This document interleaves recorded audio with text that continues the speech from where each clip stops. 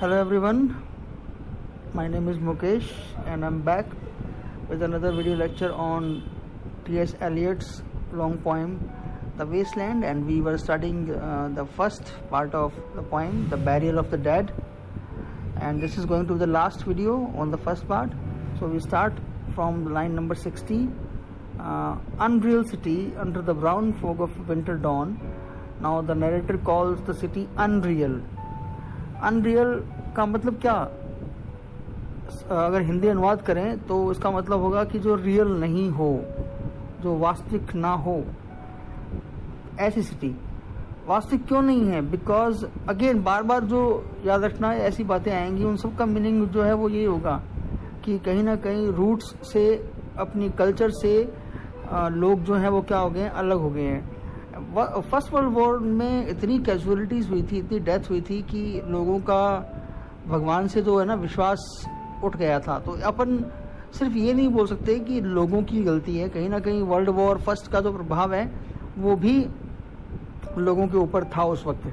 तो unreal city मतलब ऐसे लोगों की सिटी जिनका अपने रूट्स से, अपनी कल्चर से, अपने गॉड से कोई कनेक्शन ही नहीं है।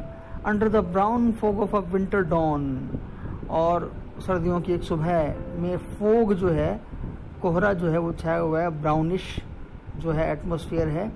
A crowd flowed over London bridge, London bridge जो है उस पे एक क्राउड जो है, फ्लोड, फ्लो वर्ड जो है वैसे पानी के लिए यूज करते हैं अपन जनरली, और क्राउड के लिए यूज कर रहा है, मतलब वो ऐसा लगता है ऐसे होता है ना, भेड़ चाल होती है, सब लोग एक साथ चले जा रहे हैं, बस बहे जा रहे हैं, बस है ना। सो मैनी, बहुत सारे। I had not thought death had undone so many, so many फिर से आ गया, लाइन के दो लाइन्स के एंड में आ रहा है। एपीफोरा का एग्जाम्पल है, not so important although. So I had not thought death had done undone so many, मैंने सोचा भी नहीं था कि मृत्यु ने, डेथ ने इतने लोगों को अनडन मतलब क्या कर दिया है। एक तरह से आप बोल सकते हो कि त्याग दिया है।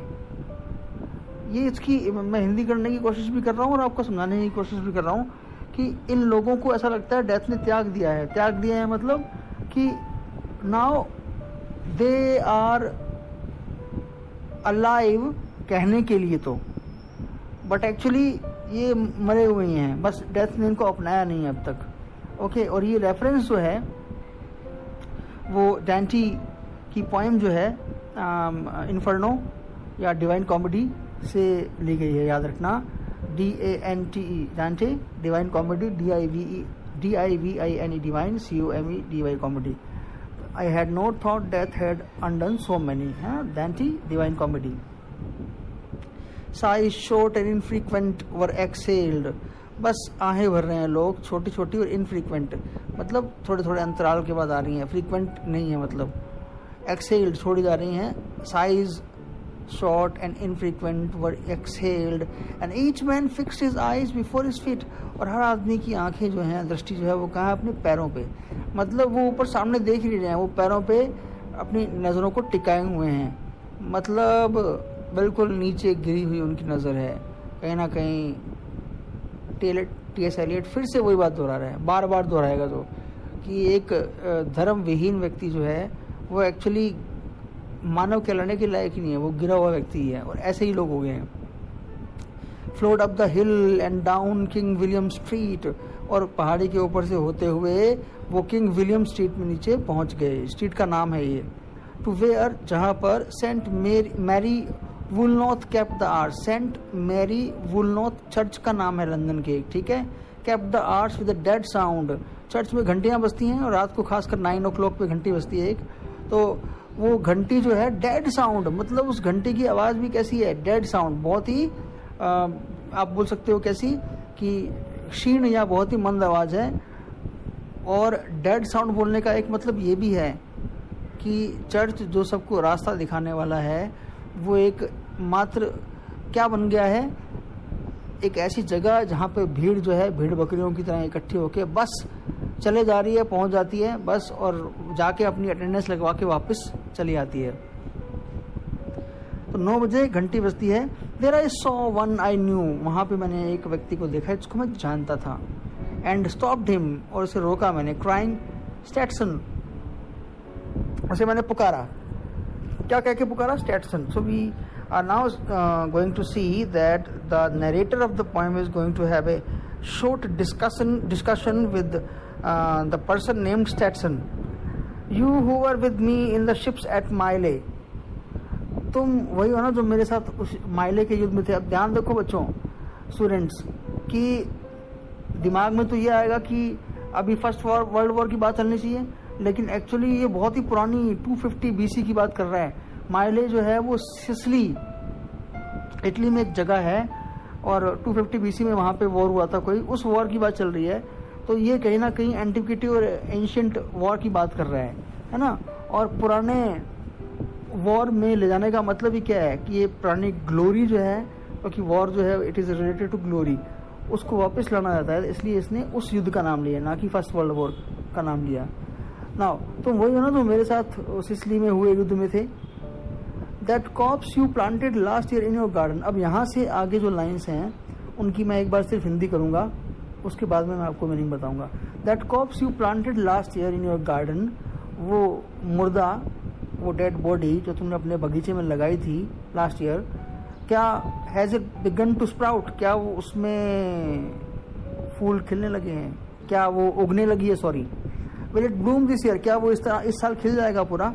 और has the sudden Frost disturbed it's bed, या फिर अचानक से आने वाली जो धुंध है, जो जिस धुंध की बात अपन शुरू में कर रहे थे अभी, या उसने उसकी क्यारी को, बेड को खराब कर दिया है.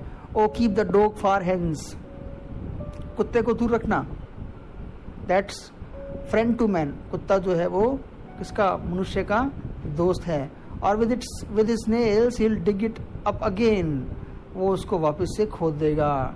यू हिपोक्राइट लेक्चर मॉन सैम्बलेबल मॉन फ्रेयर, तुम, या फिर वो कुत्ता जो है वापस उस बॉडी को बाहर निकाल देगा.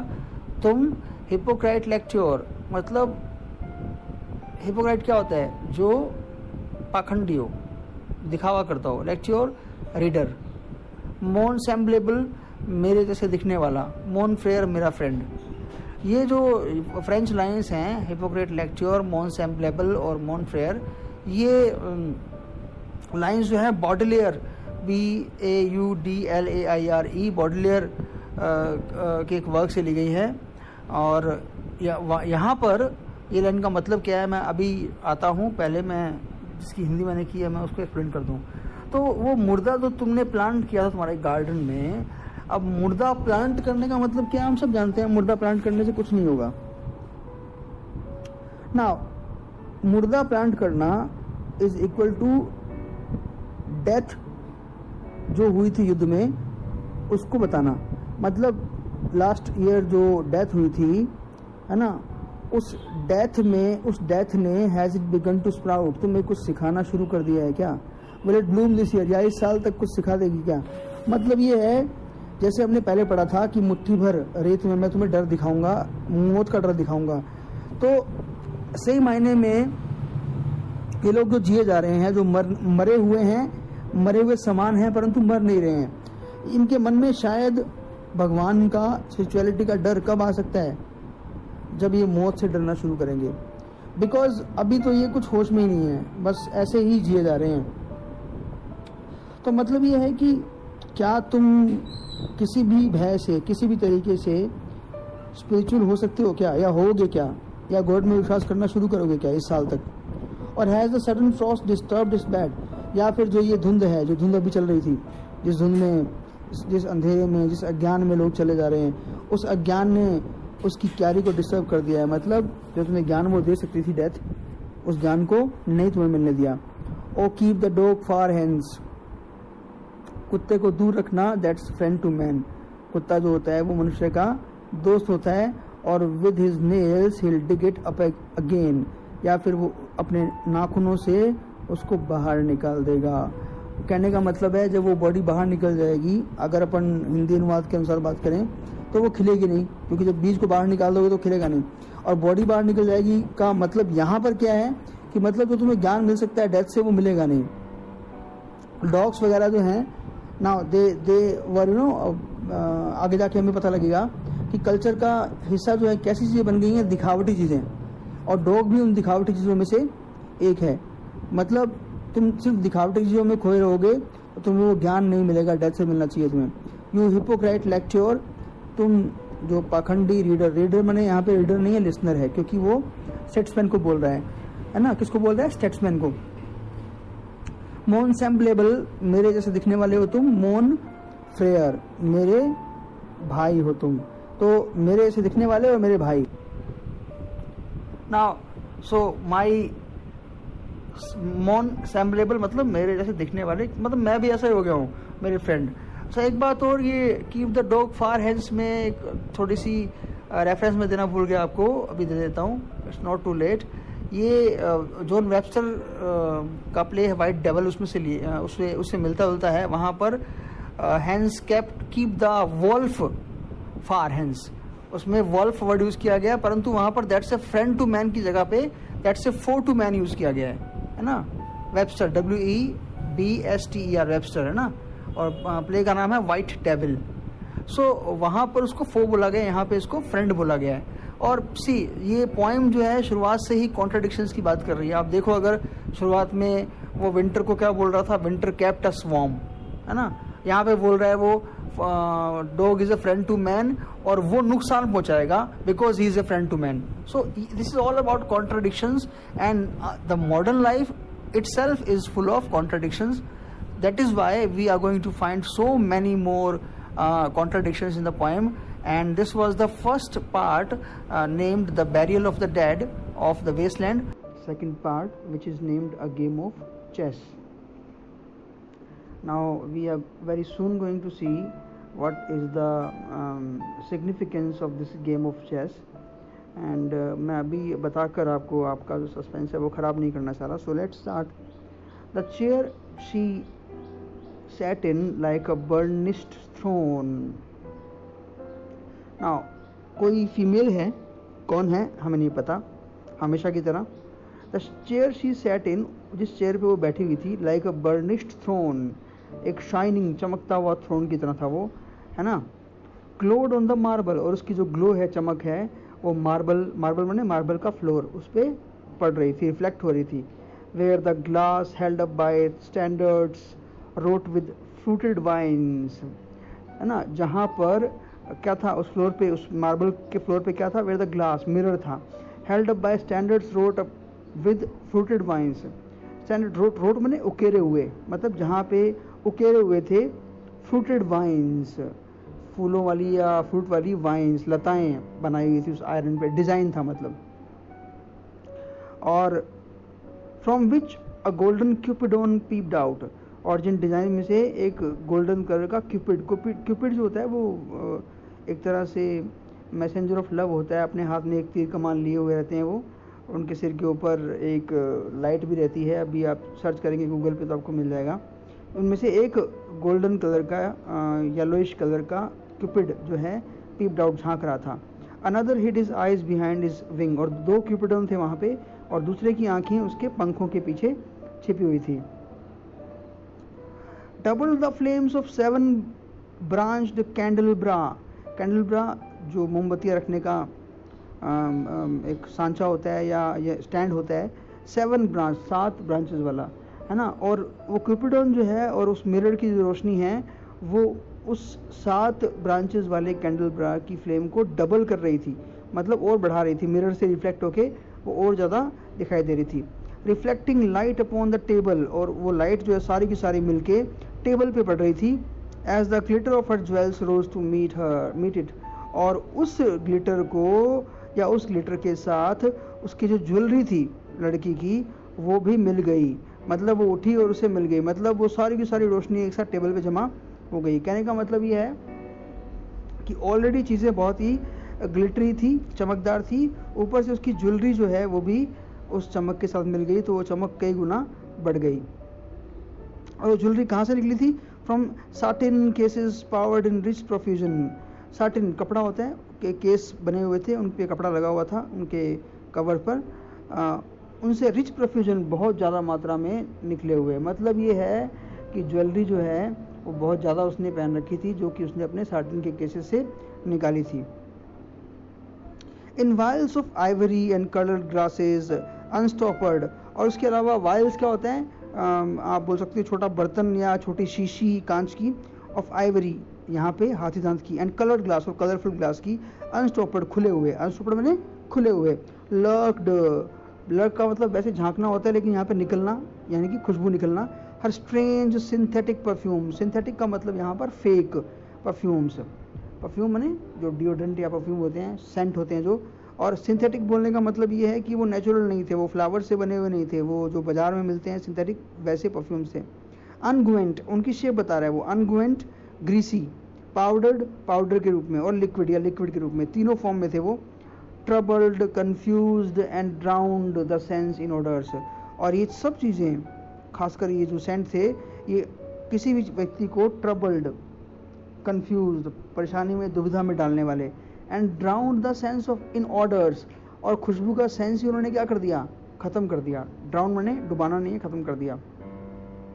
Stirred by the air that freshen from the window, और उनको स्टिर्ड मैंने, वैसे तो स्टिर्ड मैंने हिलाना होता है लेकिन यहाँ पे फैलाना, उनको फैला रही थी कौन, दैट फ्रेशन जो आ रही थी फ्रॉम द विंडो, विंडो से, खिड़की से आने वाली हवा जो है उनको और ज़्यादा फैला रही थी। और वो जो फेक परफ्यूम्स थे वो सारे के सारे ट्रबलिंग एंड कंफ्यूजिंग थे, and all of them were troubling and confusing, whether it be greasy, whether it be in powder form or in liquid form. Now see what happened next. Where were we? Yes, that freshened from the window, these ascended in fattening the prolonged candle flames.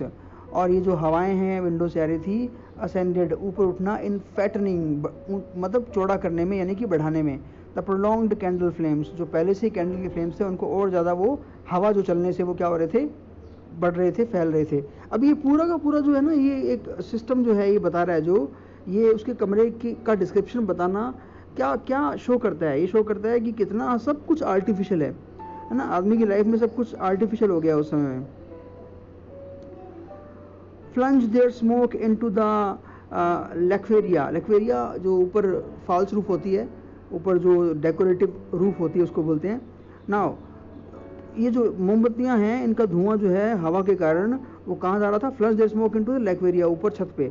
Stirring the pattern on the coffered ceiling, coffered ceiling decorated ceiling, और मोमबत्तियों की जो धुआं था या उनकी जो रोशनी थी, रोशनी तो नहीं धुआं बोलेंगे वो, क्योंकि मोमबत्तियां हिल रही थी, मतलब उनकी फ्लेम हिल रही थी, तो एक पैटर्न सा बन रहा था छत के ऊपर, है ना, उनके हिलने से। और वो छत किसकी बनी हुई थी बता रहा है वो, huge sea wood fed with copper, और समुद्र की लकड़ी फेड विद कॉपर, उसमें कॉपर लगा हुआ था, क्या लगा हुआ था, copper. Burned green and orange, और वो ग्रीन और ऑरेंजी फ्लेम्स दे रहा था या कलर दे रहा था, क्यों दे रहा था, because framed by the coloured stone, क्योंकि उसमें उस आर्टिफिशियल छत में, उस डेकोरेटेड छत में कलरफुल स्टोन्स लगे हुए थे, इसलिए उससे ग्रीन और ऑरेंज कलर की फ्लेम्स या लाइट आ रही थी।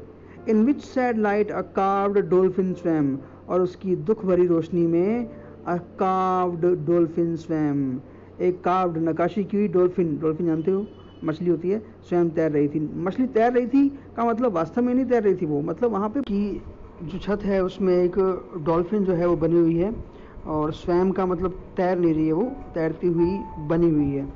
Above the antique mental was displayed, और वहाँ पर एक एंटीक पुराना मेंटल मैंने फायर प्लेस वॉज डिस्प्लेड, उसमें क्या डिस्प्ले हो रहा था, क्या दिखाई दे रहा था, as though window gave upon the sylvan scene, sylvan से आपको याद आई होगी कीट्स की पोइम ग्रेशियन अर्न, मतलब समथिंग रिलेटेड टू वुड्स, और एक विंडो के थ्रू, खिड़की के थ्रू एक पेंटिंग बनी हुई थी, उसमें ऐसा लग रहा था कि वुड्स का सीन है, कोई जंगलों का सीन है कोई। और the change of Philomel by the barbarous king, जिसमें फिलोमिल जो है उसका चेंज होना किसमें, नाइटिंगेल में बताया गया था, और वो किसके द्वारा, किसके थ्रू, किसके फोर्स करने से हुआ था, बार्बरस किंग, जो एक बहुत ही क्या बोलेंगे हिंदी में इसको, मतलब बहुत ही बुरा राजा था जो उसके द्वारा सो रूडली फोर्स, उसको बहुत बुरी तरह से फोर्स किया गया था, मतलब रेप किया गया था। छोटी सी कहानी जो है ये मैं आपको बहुत ही शॉर्ट में सुना देता हूँ कि फिलोमिल जो है वो एक रानी की बहन थी, और जिस रानी की वो बहन थी उस रानी का जो पति था, राजा था, उसने फिलोमिल को रेप किया और उसकी जीभ काट दी थी ताकि वो किसी को बता नहीं पाए। लेकिन उसने किसी पेंटिंग के सहारे या किसी सहारे अपनी बहन को बताया, और उसकी बहन ने बदला लेने के लिए उस राजा का जो बेटा, उस रानी का सौतेला बेटा था, उसको मारकर काट कर उसको खाना पका, उसकी सब्जी बनाकर मतलब राजा को खिला दिया। और जब राजा को पता लगा तो फिलोमिल को मारने के लिए राजा जब निकला तो फिलोमिल वहाँ से नाइटिंगेल बन के उड़ गई। तो मिथिकल बात है ये, we know it very well कि ये 100% फैक्चुअल बात नहीं है। तो फिलोमिल जो है वो याद रखना, ये नाम याद रखना, क्वेश्चन बन सकता है। तो फिलोमिल जो है उसके बारे में वो सीन था, और वो फिलोमिल जो कि राजा द्वारा रेप की गई थी और उसको नाइटिंगेल बन के वहाँ से निकलना पड़ा था। Yet there the nightingale filled all the desert with inviolable voice, और वो नाइटिंगेल जो है सारे डेजर्ट्स को, सारे रेगिस्तानों को अपनी अनब्रेकेबल वॉइस से भर रही थी, मतलब लगातार वो बोल रही थी। एंड स्टिल शी क्राइड, और अभी भी वो चिल्ला रही है, रो रही है, दोनों बातें हो सकती हैं। रो रही है क्यों? Because whatever happen to her, जो भी राजा ने उसके साथ किया उसके लिए। And still the world pursues jug jug to dirty ears, और आज भी वर्ल्ड के लोगों के लिए, अनएडुकेटेड ईयर्स के लिए वो आवाज़ जग जग जैसी है, मतलब नॉनसेंस आवाज़ है वो, मतलब वो उस फिलोमिल के जो नाइटिंगेल बन चुकी है उसके दुख को नहीं समझ रहे हैं। Because people are materialistic now, they don't have ears for the pain of others. और डर्टी ईयर्स जो है, आप फिगर्स ऑफ स्पीच की बात करें तो सिनक डकी हो सकता है, बिकॉज यहाँ पर ईयर्स का मतलब लोग हैं। And other withered stumps of time were told upon the walls, और वॉल्स के ऊपर, दीवार के ऊपर दूसरी पुरानी, विदर्ड स्टम्प्स ऑफ टाइम मतलब पुरानी कहानियाँ जो हैं उस दीवार के ऊपर बनी हुई थी। स्टेयरिंग फॉर्म्स, और ऐसी फॉर्म्स, ऐसी आकृतियाँ दीवार पे बनी हुई थी जो स्टेयरिंग माने झांक रही थी, घूर रही थी बाहर। लीन्ड आउट, बाहर निकलती हुई प्रतीत हो रही थी। लीनिंग हशिंग द रूम क्लोज, और बाहर निकलते हुए, मतलब निकल नहीं रही थी वो, एक्चुअली ऐसा लग रहा था कि वो they want the world to know these stories, ये कहानियाँ पास्ट की जो हैं वो चाहती हैं कि वर्ल्ड इनको जाने आज का। But we know we are not interested in past. See T S. Eliot की एक प्रॉब्लम ये भी है, मतलब उसको लगता है कि संसार की प्रॉब्लम ये भी है कि we have forgotten our past. जो कल्चर अपना पास्ट भूल जाती है वो कल्चर कभी भी फल फूल नहीं सकती, अकॉर्डिंग टू टी.एस. एलियट। तो वो कहानियाँ बाहर आना चाहती हैं लेकिन लोग इंटरेस्टेड नहीं हैं। सो लीनिंग हशिंग द रूम इनक्लोज्ड, और बाहर आते हुए हशिंग द रूम इनक्लोज्ड, वो रूम को और भी क्या बना रही हैं? इनक्लोज्ड, मतलब संसार से पृथक और कटा हुआ। तो कहने का मतलब ये है इस इन लाइन्स का कि people who are not willing to listen to or understand their past are now enclosed in their rooms, and the stories of the past are very eagerly waiting for the people to hear or to listen to them, लेकिन लोग नहीं सुनने को तैयार हैं। अब क्या होता है? footsteps shuffled on the stair, सीढ़ियों पे कुछ कदमों की आहट होती है। under the firelight, और अंदर क्या हो रहा है? फायर लाइट माने जो लाइट, जो आग जल रही है उसके अंदर। अंडर द ब्रश, और एक ब्रश लेकर हर हेयर, अब उसके जो बाल है लड़की के, spread out in fiery points, because वो फायर लाइट के सामने अपने बाल सही कर रही है तो ऐसा लगता है कि जैसे फायरी पॉइंट्स है ना, बिंदु बन गए हैं आग के। ग्लोड इन टू वर्ड्स, और नाउ सी बिल्कुल चेंज, वो बोलना चाहती है कुछ, देन वुड बी सैवेजली स्टिल, और बिल्कुल उसके बाद तुरंत क्या हो जाती है? वो शांत हो जाती है, कुछ ज़्यादा ही शांत हो जाती है, savagely still. Now we come across a discussion between two people, although we do not know who they are, but we can guess कि एक लड़की वही है जो उस रूम में थी, and there is some man or male also there, जो अभी आया है सीढ़ियों से। My nerves are bad tonight, आज मेरा दिमाग बिल्कुल सही नहीं है, means I am feeling anxious. Yes, bad, very anxious. Stay with me, मेरे साथ रुको। Speak to me, मुझसे बात करो। Why do you never speak? तुम कभी बोलते क्यों नहीं हो? स्पीक, बोलो। What are you thinking of, तुम सोच क्या रहे हो? व्हाट थिंकिंग, क्या चल रहा है तुम्हारे दिमाग में? व्हाट, क्या? I never know what you are thinking, मुझे कभी पता नहीं लगता कि तुम क्या सोचते रहते हो। थिंक, सोचो इस बारे में। ये फीमेल का जो क्वेश्चन पूछना है उस मेल से, ये हमें बताता है कि भाई जो संसार है उस संसार का हाल जो है वो क्या हो गया है। नाउ ये जो लाइन्स है सारी की सारी, I have to close it again, yes this one.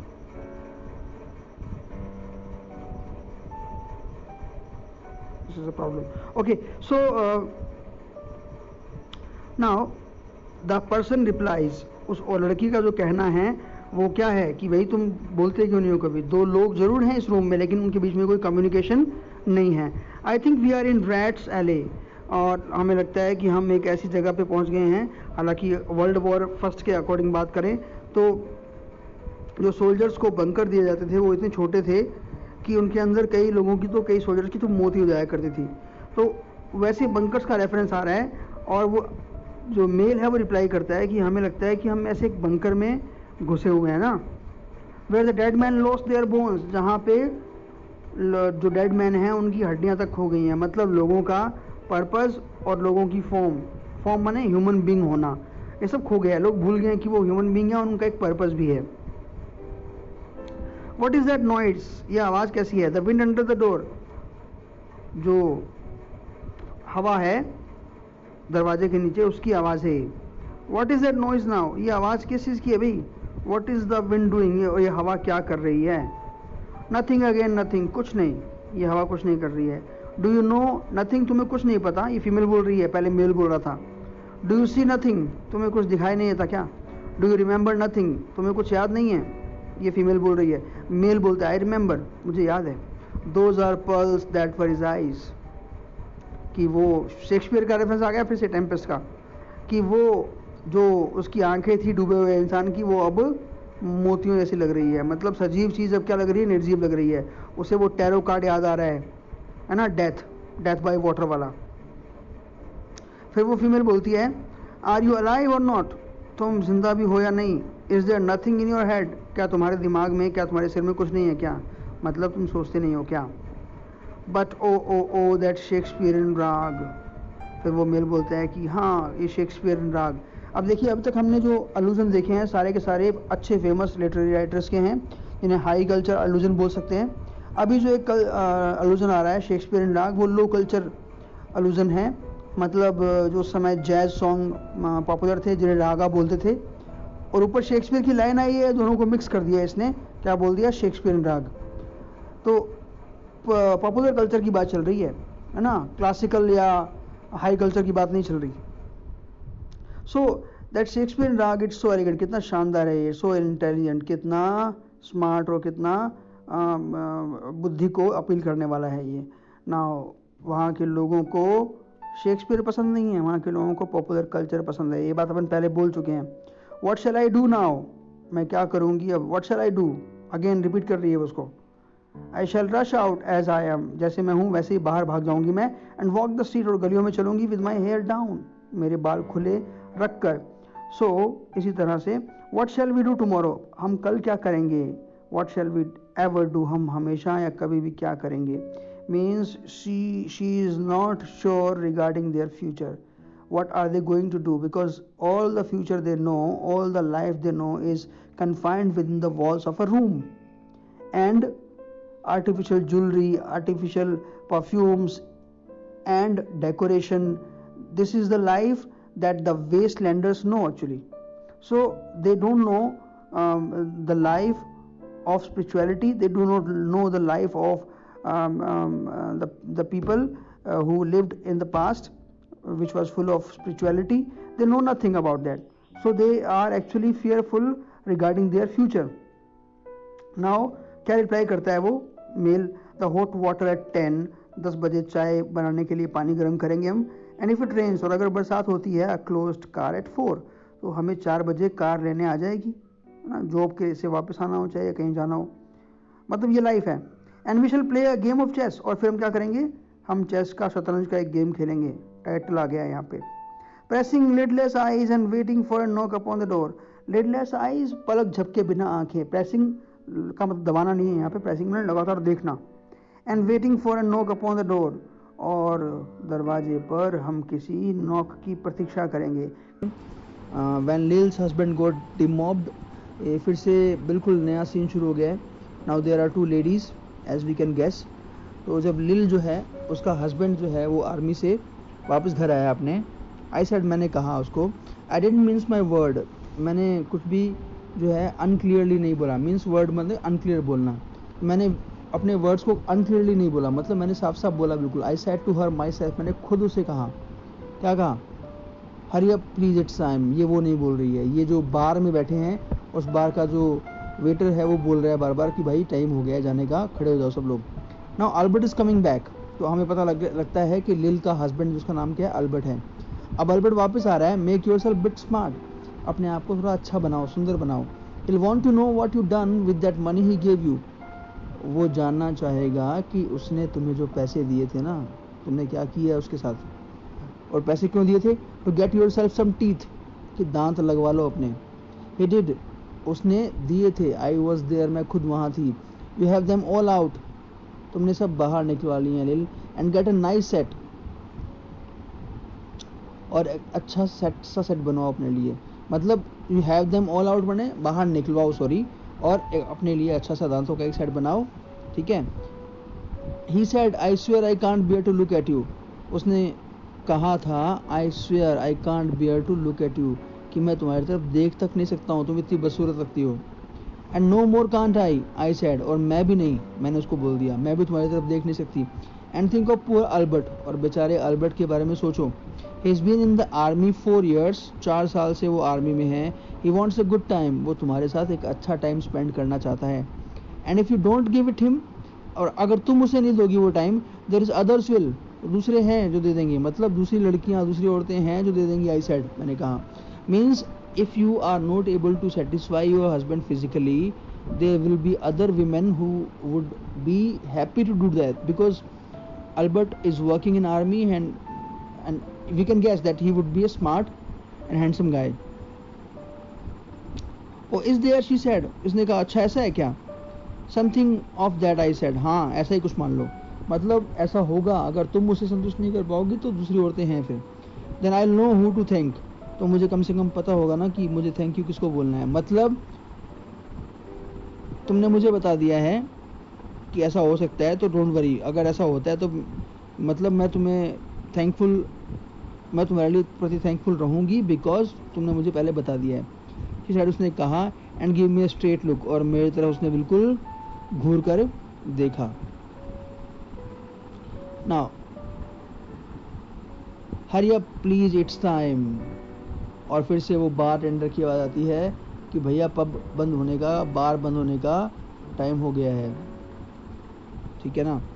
If you don't like it you can get on with it, I said, तो मैंने उसे कहा कि अगर तुम्हें चीज़ें पसंद नहीं हैं जो इस तरह चल रही हैं, देन मूव ऑन, बढ़ जाओ आगे। आई सेड, मैंने कहा उसको। Others can pick and choose if you can't, तुम अगर चूज़ नहीं कर सकती तो दूसरे लोग चूज़ कर लेंगे, मतलब कोई और औरत आएगी और वो चूज़ कर लेगी, है ना। But if Albert makes off, परंतु अगर अल्बर्ट तुमसे दूर जाता है, ध्यान रखना, it won't be for lack of telling, तो तुम ये नहीं कह सकती कि तुम्हें किसी ने बताया नहीं था, है ना, मतलब मैंने तुम्हें पहले ही वार्न कर दिया था। You ought to be ashamed, तुम्हें शर्म आनी चाहिए। आई सेड, मैंने कहा, टू लुक सो एंटीक, कि तुम इतनी बूढ़ी लगती हो। एंड हर ओनली 31, और वो सिर्फ 31 साल की है। और देखिए यहाँ पे शी के स्थान पे हर यूज़ कर रहा है, वो उस समय की लोकल लैंग्वेज यूज़ कर रहा है ना। तो मतलब करप्शन जो है वो धर्म के क्षेत्र में नहीं, लैंग्वेज के क्षेत्र में भी हो चुका है। आई कांट हेल्प इट, मैं कुछ नहीं कर सकती, शी सेड, उसने कहा। पुलिंग लॉन्ग फेस इडियम है ये, इसका मतलब होता है सैड, तो सैड होते हुए। It's them pills I took, ये वो गोलियां हैं जो मैंने खाई हैं, to bring it off abortion के लिए, ब्रिंग इट ऑफ अबॉर्शन के लिए, शी उसने कहा कि वो गोलियों की वजह से ऐसा हुआ है मेरे साथ, जो मैंने अबॉर्शन के लिए खाई हैं। शी हैज़ हैड 5 ऑलरेडी, उसके पहले से 5 चिल्ड्रन हैं। And nearly died of young George, और जो लास्ट बेटा उसका जो है जॉर्ज, उसमें तो वो लगभग मर ही गई थी, मतलब बहुत बुरी उसकी हालत हो गई थी। The chemist sad it would be all right, chemist तो मुझे कह रहा था कि इन गोलियों से कोई दिक्कत नहीं होगी। But I have never been the same, परंतु मैं पहले ऐसी कभी भी नहीं रही। You are a proper fool I said, तुम पूरी मूर्ख हो, मैंने कहा। Well if Albert won't leave you alone there it is I said, तो उसने कहा कि भाई अगर अल्बर्ट तुम्हें अकेला नहीं छोड़ता है, मतलब अल्बर्ट अगर तुम्हारे साथ रिलेशन रखता है, मतलब अगर वो तुम्हारे साथ सेक्सुअल रिलेशन रखता है, there it is I said, तो ऐसा होगा ही, मैंने कहा। कैसा होगा? What you get married for if you don't want children, शादी किस लिए करवाई अगर बच्चे नहीं चाहिए तो। मतलब ये है कि बच्चे तो होंगे ही, अगर अल्बर्ट आएगा और तुम्हारे साथ वो रिलेशन बनाएगा तो बच्चे तो होंगे। नाउ सी, जो ये लिल को एडवाइस देने वाला फिगर है, अब तक हमें लग रहा था कि वो एक ऐसा फिगर है, लड़की है जो भी है, जो उसका भला चाहती है और जो वास्तव में समझदार भी है, एडुकेटेड भी है, और जो इस वेस्टलैंड के बाकी लोगों से अलग भी है। पर अब जो वो लाइन बोल रही है उससे हमें लगता है कि वो वेस्टलैंड के बाकी लोगों से अलग नहीं है। वो क्या कह रही है कि भाई शादी का पर्पज़ प्यार व्यार नहीं है, शादी का पर्पज़ ये है कि सेक्स करना, सेक्सुअल रिलेशन रखना, और सेक्सुअल रिलेशन होंगे तो भैया बच्चे भी होंगे ही। तुमने शादी की क्यों की थी अगर तुम्हें बच्चे नहीं चाहिए थे तो। हरी अप प्लीज इट्स टाइम, फिर वो बार्टेंडर बोलता है, वेटर बोलता है कि भाई टाइम हो गया जल्दी करो। Well that Sunday Albert was home, उस संडे को अल्बर्ट घर पे आया था। दे हैड हॉट गैमन, है ना, जो होग होता है उसकी टांग होती है, मीट होता है एक तरह से, होग का मीट, तो हमने वो हॉट गैमन खाया।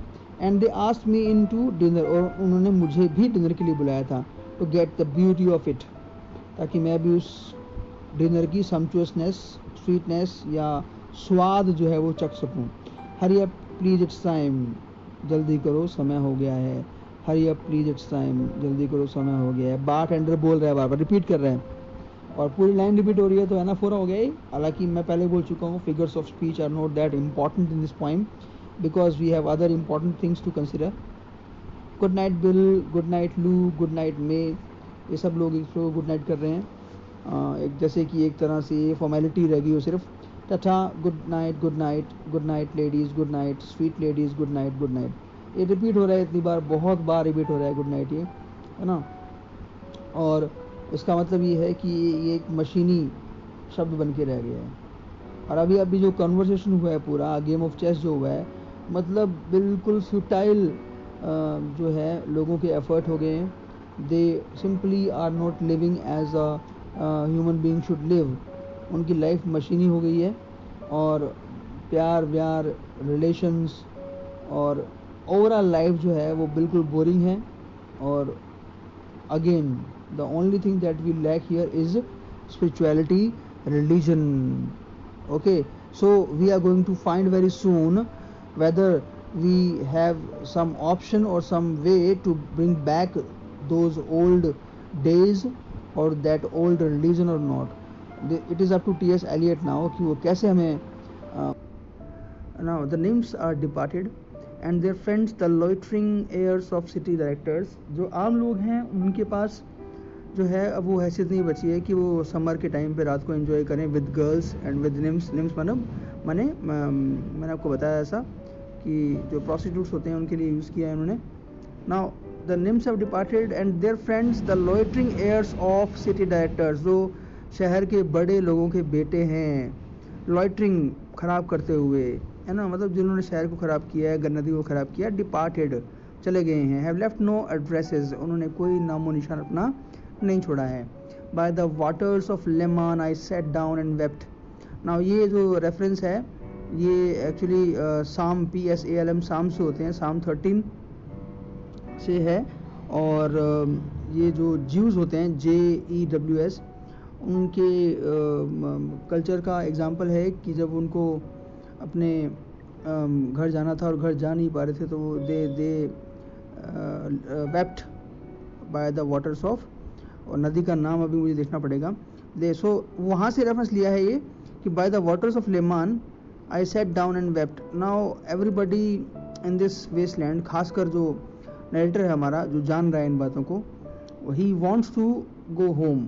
कौन सा घर? ईंट पत्थर से बना हुआ घर नहीं, होम जहाँ जिसको वो होम कह सके, मतलब जहाँ पर वो कल्चर, वो स्पिरिचुअलिटी, वो रिलीजन पहले ऐसा हो. Sweet Thames run softly till I end my song. Sweet Thames run softly for I speak not loud or long. फिर से वही स्पेंसर की है, प्रोथेल्मिन की रेफरेंस है, और इसको आप एनाफोरा बोलना चाहो तो बोल सकते हो, because sweet Thames run softly दो बार आ रहा है. तो वो बोल रहा है कि जब तक मैं अपना सॉन्ग ख़त्म नहीं करूँ तब तक तुम सॉफ्टली बहती रहो, क्योंकि मैं ज़्यादा ज़ोर से और ज़्यादा लंबी बात नहीं कहूँगा. But at my back in a cold blast I hear. पर अपने पीछे में एक ठंडी जो हवा चल रही है, उसमें कोल्ड ब्लास्ट, ठंडी हवा, आई हियर मैं सुन सकता हूँ the rattle of the bones, हड्डियों की कड़कड़ाहट की आवाज़ को, and chuckle spread from ear to ear, और हंसने की आवाज़ जो है, चकल मैंने हंसने की आवाज़, फ्रॉम ईयर टू ईयर, एक कान से दूसरे कान में, मतलब एक व्यक्ति से दूसरे व्यक्ति की तरफ को. और यहाँ पे सिर ढकी हो सकता है, बिकॉज व्यक्ति से व्यक्ति के लिए ईयर टू ईयर यूज़ किया गया. पर यहाँ पर सबसे इंपॉर्टेंट चीज़ जो आपको देखने को मिलेगी वो है रैटल ऑफ द बोन्स. आदमियों के, इंसानों के चलने को या इंसानों के होने को उसने क्या नाम दे दिया? रैटल ऑफ द बोन्स, हड्डियों का कड़कड़ाना. मतलब इंसान जो है वो हड्डियों के पुतले बन के रह गए हैं और कुछ नहीं बचा है उनके अंदर. A rat crept softly through the vegetation, और वहाँ जो ग्रासेस थी या घास थी, उसमें एक रैट जो है वो बिल्कुल धीरे से क्या है, क्रेप्ट, रेंगता हुआ आ रहा है. Dragging it slimy belly on the bank, और अब जो किनारा है उस पर उसकी जो पतली सी बैली है, पेट है, वो उसको घसीटता हुआ आ रहा है. While I was fishing in the dull canal, जब मैं पॉल्यूटेड कैनाल के पास में फिशिंग कर रहा हूँ, डल मैंने polluted. On a winter evening round behind the gas house, और गैस हाउस वर्ड उसने यूज़ किया स्लम्स के लिए, जो कच्ची बस्तियाँ होती हैं. ऑन अ विंटर इवनिंग, सर्दियों की शाम को, round behind the gas house, slums के पीछे, musing upon the king my brothers rack, और ये जो दो लाइन्स आने वाली हैं, and on the king my father's death before him, ये दोनों लाइनें जो हैं टेम्पेस्ट की हैं, मैंने लिख दिया आगे. और ये टेम्पेस्ट की लाइन्स जो हैं, यहाँ पर अगर आप सरसरी नज़र से देखेंगे तो कोई मीनिंग नहीं निकलेगा इनका, बट बहुत डीप जाना पड़ेगा मीनिंग के लिए. पहले मैं हिंदी कर रहा हूँ. तो मैं फिशिंग कर रहा हूँ और मैं क्या कर रहा हूँ, मैं सोच रहा हूँ upon the king my brothers rack, जो मेरा भाई था जिसका कि जहाज़ जो है रैक हो गया, मतलब तूफान में टूट गया. And on the king my father's death before him, और उससे पहले जो मेरा किंग था, जो मेरे पिता थे, उनकी मृत्यु के बारे में. नाउ सी, ये दो लाइन्स जो हैं, मैं आपको बोल रहा था कि हिंदी मीनिंग तो हो गया, पर वहाँ पर चूहे का रेंगना, पत्तियों का होना, या सिटी के जो बड़े लोगों के बेटों का होना, और उसके बाद ये क्या सेंस देता है? सेंस क्या है? दो किंग जो हैं जिनकी डेथ के बारे में बात कर रहा है, एक की इनडायरेक्टली, एक की डायरेक्टली, कि मैं सोच रहा हूँ कि मेरा जो भाई था उसका रैक हुआ कैसे, मतलब किस तरह से जो नया किंग हमारा, नए जो हमारे पॉलिटिशियंस हैं, नए हमारे जो प्रशासन चलाने वाले वो लोग हैं, कैसे they are racked all, means they, वो क्या हो चुके हैं, they are all corrupted. And on the king my father's death before him, और मैं अपने किंग फादर के बारे में सोच रहा हूँ जो उससे पहले किंग था, मतलब जो स्पिरिचुअल था, जो रिलीजियस था, और जो एक कल्चर प्रदान कर सकता था. कहने का मतलब ये है कि पास्ट जो है, it was full of meaning to people, and present, even the present administration is racked. ये जो दो लाइन्स है, ये इनको रिप्रेजेंट करती है. आप याद रखना, टेम्पेस्ट से ली गई है लाइन से, टेम्पेस्ट का रेफरेंस है.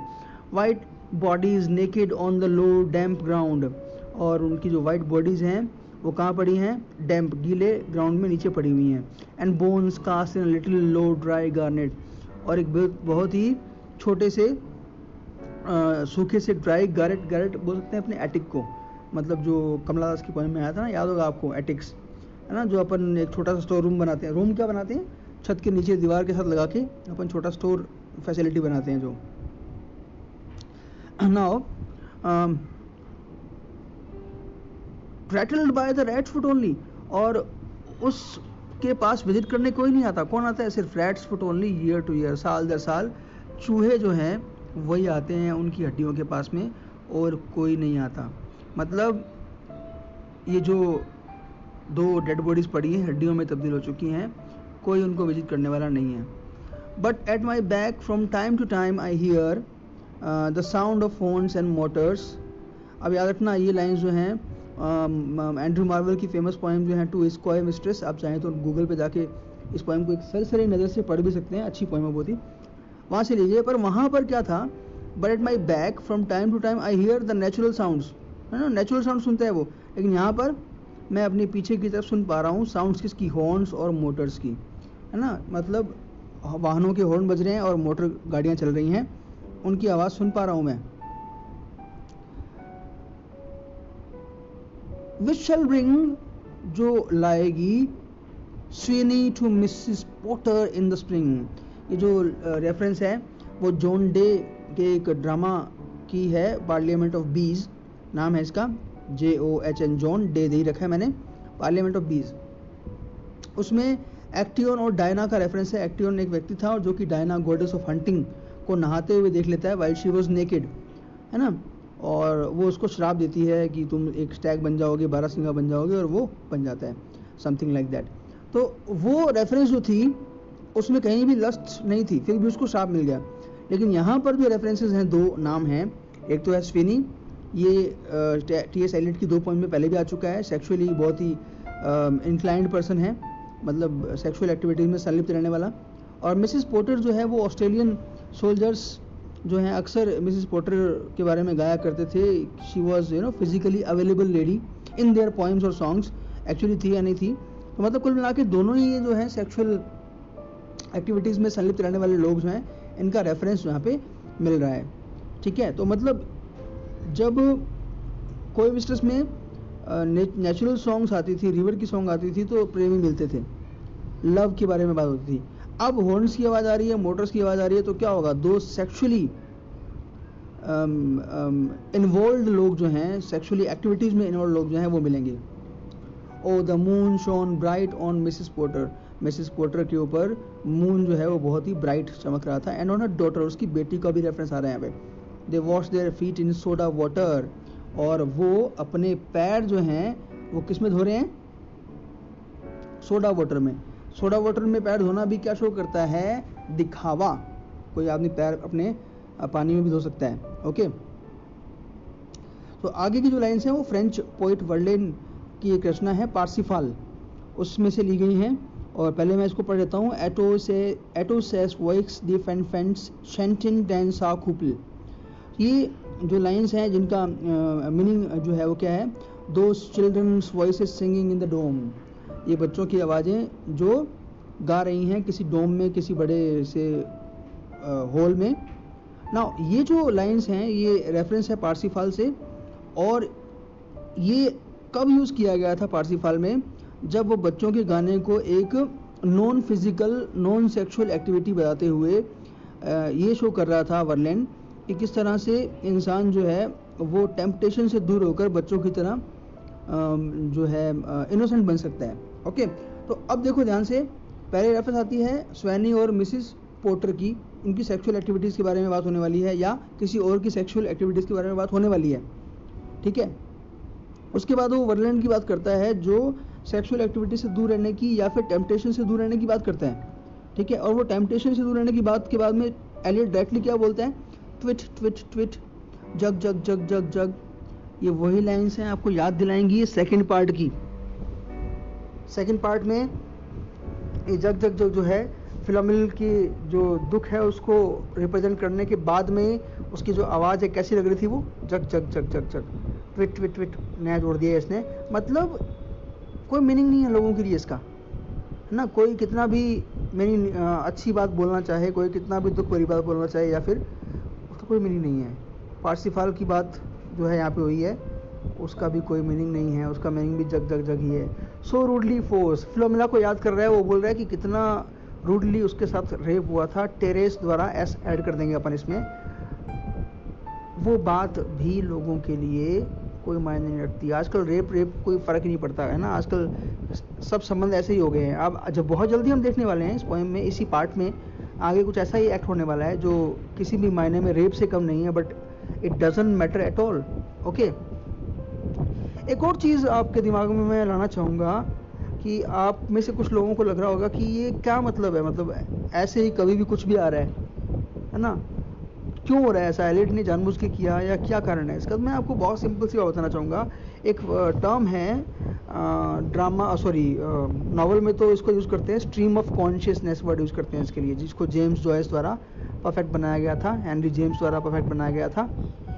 और पोइट्री में अगर वही टर्म यूज़ की जाए तो उसको अपन बोलते हैं interior monologue. Okay, interior monologue में क्या होता है कि जैसे जैसे हमारे दिमाग में थॉट्स आ रहे हैं, विचार आ रहे हैं, वैसे वैसे उनको वैसा का वैसा लिख देना। और आप सब जानते हो कि हमारे दिमाग में थॉट्स आते हैं जो वो क्रोनोलॉजिकली नहीं आते हैं, वो कोहेरेंटली नहीं आते हैं। कभी भी कोई सोच रहे होते हैं चीज़ हम, और अचानक से एक बात से जुड़ी कोई दूसरी बात हमारे दिमाग में आती है तो हम उसके बारे में सोचने लग जाते हैं। मतलब ये नहीं है कि हम पहली बात को पूरा करेंगे सोचने में, ऐसा नहीं होता है। तो ये चीज़ शो करके इंटीरियर मोनोलॉग ये बताना चाहता है कि ह्यूमन माइंड कितना कॉम्प्लेक्स होता है और करंट सिचुएशंस उसको और कितना कॉम्प्लेक्स बना देती हैं। तो ये सब कुछ हो रहा है यहाँ पे, करंट सिचुएशंस ही ऐसी हैं।